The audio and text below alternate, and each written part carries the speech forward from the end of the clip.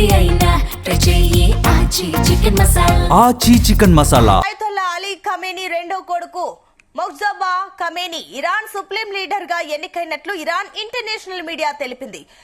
మొజ్తబాను ఎన్నుకోవాలని ఆ దేశ మత పెద్దలను Islamic revolutionary guard corps IRGC ఒత్తిడి చేసినట్లు సమాచారం.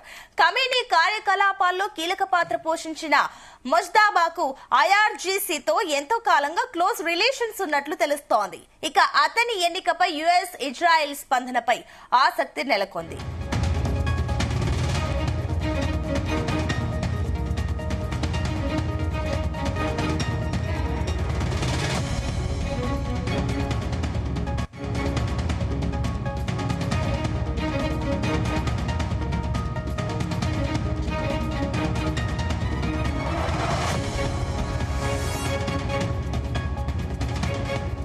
ఇరాన్ కొత్త సుప్రీం లీడర్ గా ఖమేనీ కుమారుడిని అయితే అనౌన్స్ చేయడం జరిగింది. ఇదే అంశానికి సంబంధించి మరిన్ని డీటెయిల్స్ మా చీఫ్ న్యూస్ కోఆర్డినేటర్ రాధాకృష్ణ అందిస్తారు. Radhakrishna, good morning. Good morning Sumitha. Iran కొత్త సుప్రీం గా మొజ్తబా ఖమేనీని ఎన్నుకున్నట్టుగా సమాచారం అవుతుంది. సో ఇరాన్ మీడియా దీనికి సంబంధించి ప్రకటన విడుదల చేస్తుంది. అయితే ఇప్పటికి కూడా అఫీషియల్ గా ఇరాన్ సంబంధించి అధికార బృందం ఎవరు కూడా ఇరాన్ సంబంధించి కొత్త సుప్రీం మొజ్తబా ఖమేనీ అని ప్రకటించలేదు. కాకపోతే గత ఎప్పుడైతే ఇజ్రాయెల్ యుఎస్ బలగాల దాడిలో ఖమేనీ మృతి చెందిన తర్వాత ఎవరికి సుప్రీం ఉన్నారు ఖమేనీ తర్వాత పరిస్థితులు ఎందుకంటే పూర్తి స్థాయి యుద్ధం మీద పెట్టారు. ఎందుకంటే ప్రత్యర్థులు శత్రువులు ఇరాన్ పై వరుస పెట్టి దాడులు చేస్తున్నారు. సో దానికి అనుగుణంగానే అటాక్ చేస్తా ఉన్న సందర్భంలో సో కొంత సమయం వెసులుబాటు దొరికిన టైంలో ఇప్పుడు కొత్తగా సుప్రీం ను ఎన్నుకోవాలని డిసైడ్ అయినట్టుగా తెలుస్తోంది. సో అక్కడ ఒక పద్ధతి ఉంటుంది. మొత్తంగా కూడా నెక్స్ట్ సుప్రీం ఎవరనేది ఎన్నుకోవడానికి అసెంబ్లీ ఆఫ్ ఎక్స్పర్ట్స్ దాని ద్వారా మొత్తంగా ఎన్నుకుంటారు. సో అది ఈ రోజు నిన్న పూర్తయి ఉంటుంది, లేకుంటే ఈ రోజు దానికి సంబంధించి అధికారిక ఇంకో ప్రకటన వెలువడే అవకాశం ఉంది. అయితే దీనికి కూడా కొంత మొజ్తబా ఖమేనీ ఎన్నికైనట్టుగా కూడా కొంత బలమైన అనుమానాలు వ్యక్తమవుతున్నాయి. అతనే ఎన్నికైనట్టుగా, ఎందుకంటే ఇజ్రాయెల్ కాసేపటి క్రితమే ఓ ప్రకటన చేసింది. సో కొత్త సుప్రీం ఎన్నుకుంటున్న సమయంలో వాళ్ళంతా ఒక దగ్గర అసెంబ్లీ అయ్యారు.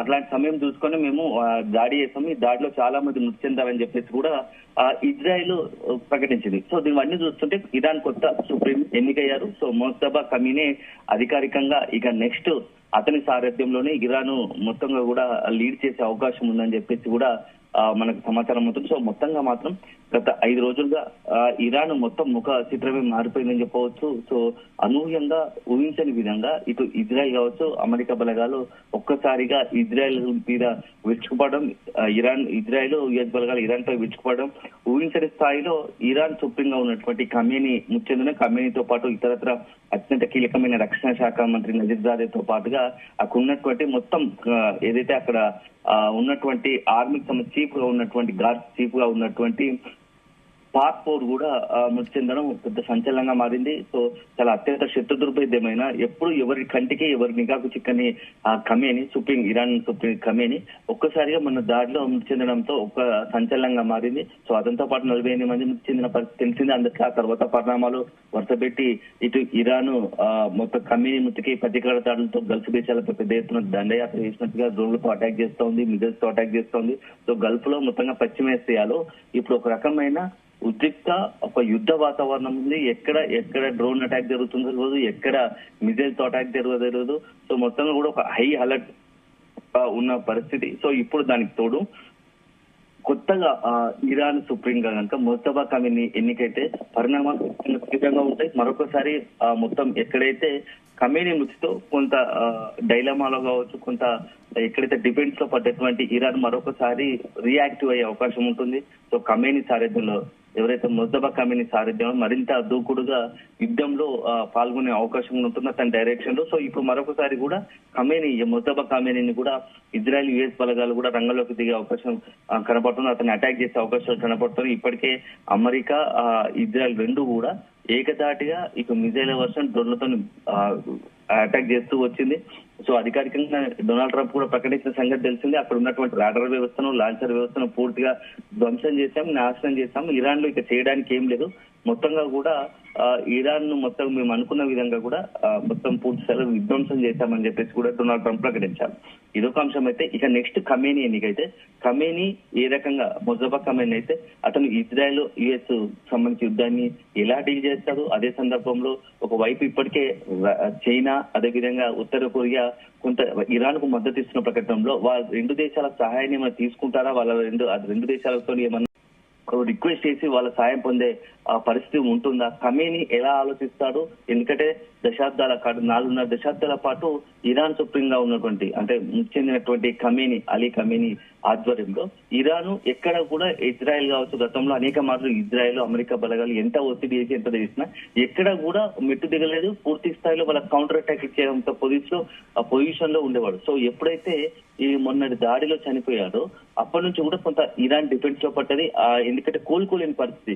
ఒకవైపు ఖమేనీ చెందడంతో అందరి దృష్టి ఇరానీలకు సంబంధించి ఇరాన్ డిఫెన్స్ మొత్తం కూడా అక్కడ కీలకమైన అధికార బృందం కావచ్చు, మొత్తంగా రాజకీయ వ్యూహాలు పనే అంత బృందం అంతా కూడా ఖమేనీ మృతి చెందడంతో డిఫెన్స్ లో పడి అంత అటువైపున్న క్రమంలో ఒక్కసారిగా ఎదురుదాడికి ఇటు ఇజ్రాయెల్ అమెరికా బలగాలు దిగాయి. సో ఇప్పుడు పూర్తి స్థాయిలో ఖమేనీ మృతి తర్వాత 2 రోజుల తర్వాత కోలుకున్న తర్వాత వ్యూహం మార్చి ఇరాన్ గల్ఫ్ దేశాలను టార్గెట్ గా చేసుకుని గల్ఫ్ దేశాల్లోని అత్యంత కీలకమైనటువంటి వాణిజ్య వ్యాపార కేంద్రాలు కావచ్చు, విమానాశ్రయాలు కావచ్చు, అదేవిధంగా ఓడరేవులు కావచ్చు, ఇట్లాంటివన్నిటిని టార్గెట్ చేసుకుని దాడులు పాల్పడడంతో మరొకసారి పూర్తి స్థాయిలో ఇరాన్ యుద్ధంలో మేము ఇంకా వెనక్కి పోలేదు, మేము అన్ని రకాలుగా సిద్ధంగా ఉన్నాం, ఎట్లాంటి పరిస్థితిని ఎదుర్కోవడానికి సిద్ధంగానే ఉన్నాం, కానీ ఎట్టి పరిస్థితుల్లో ఇజ్రాయెల్ కానీ అమెరికా కానీ తలొగ్గేది లేదు అన్నట్టుగా కూడా కొంత కౌంటర్ అటాక్ ఇచ్చింది. ఈ నేపథ్యంలో ఇప్పుడు యుద్ధం మరింత ముదురుతోంది.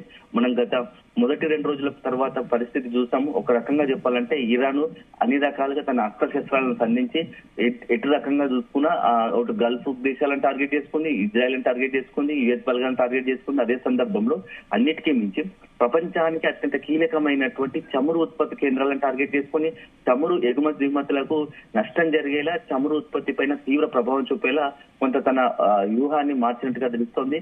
ఒకవైపు హర్మజ్ జలసంధిని మూసేయడం ద్వారా ఆటోమేటిక్ గా మొత్తం ప్రపంచానికి ముఖ్యంగా ఏషియన్ కంట్రీస్ తో పాటు మొత్తం ప్రపంచానికి 20% పైగా చమురు అక్కడి నుంచే సరఫరా ఎగుమతి అవుతుంది. అలాంటిది 700 నౌకలను అక్కడ అట్టి పెట్టుకుని అక్కడే మొత్తంగా బ్లాక్ చేసిన పరిస్థితి. ఇరాన్ ను మొత్తంగా కూడా హర్మజ్ జలసంధిని క్లోజ్ చేసిన పరిస్థితి. ఒకవేళ కనుక మా మాటను కాదని ఏ ఒక్క ఓడ కనుక అక్కడ దాటి వెళ్ళాలనుకుంటే దాన్ని పేల్చి వేస్తామంటూ కూడా కొంత సీరియస్ వార్నింగ్ ఇచ్చిన పరిస్థితి. సో ఒకవైపు ఇలా ఉంది. ఇక నెక్స్ట్ మరోవైపు ఏమో ఇటు చైనా ఇటు ఉత్తర కొరియా మేము ఇరాన్ కు మద్దతుగా ఉంటాము, మీరు ఏ మాత్రం భయపడద్దు, ఇరాన్ సార్వభౌమాధికారానికి కాపాడడానికి మేము సిద్ధంగా ఉన్నామంటూ చైనా ప్రకటించడం. అదే సందర్భంలో చైనా మరొక కీలక వ్యాఖ్యలు చేసింది. ఇరాన్ పై జరుగుతున్న దాడులను తీవ్రంగా ఖండిస్తున్నామని కూడా చెప్పడంతో కొంత యుద్ధం మరొక టర్న్ తీసుకునే అవకాశం ఉందా. ఇలాంటి తరుణంలో ఇప్పుడు ఖమేనీ బాధ్యతలు తీసుకుంటే నెక్స్ట్ ఆయన వ్యూహాలు ఎలా ఉంటాయి, ఆయన ఎలా మొత్తంగా కూడా ఈ యొక్క యుద్ధ సందర్భంలో మొత్తం ఇరాన్ ఎట్లా ముందుకు నడిపిస్తారనేది మాత్రం కొంత మనం వేచి చూడాల్సి ఉంటుంది. Right, thank you Radhakrishna.